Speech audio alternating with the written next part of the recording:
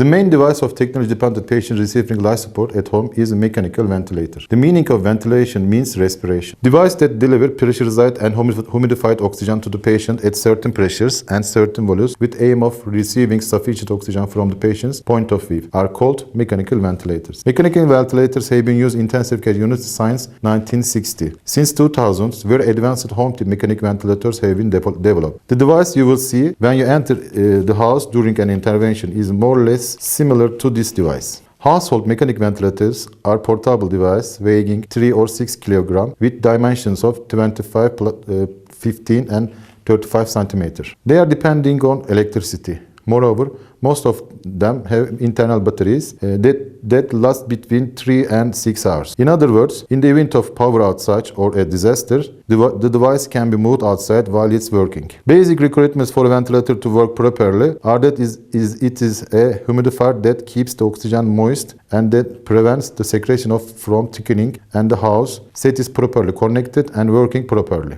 No matter how good your ventilation is, if your humidity is not working, or your house set is not working, or if there is a tear, crash, bend or kink in your house set, it means that you will not be able to ventilate and give the patient enough oxygen. Therefore, if you are going to evacuate the patient without separating the medical ventilator from the patient, you need to make sure that device, hose and humidifier are working properly. If you are in an emergency situation and you have a shortage of time, you can disconnect the patient from the humidifier, connect the white hose of the ventilator to its own unit and carry it in that way, and at the end you can reattach to a new humidifier air site. The most important thing is to make sure that end of the house the patient track is connected correctly and that the oxygen to the patient goes correctly and that the volume measured by the pulse oximeter is constantly monitored. On the ventilator, there is a prescription for each patient prepared within the scope of this project, showing the pressures, volumes and durations. This individualized prescription, which is one of the things we have planned within the scope of this project, will be visible on the patient's device set. Even if there is a malfunction in your device, you can continue to keep the patient alive by reinstalling the device with that prescription when you go out. I would like to mention a few points that emergency personnel should pay attention in order to understand that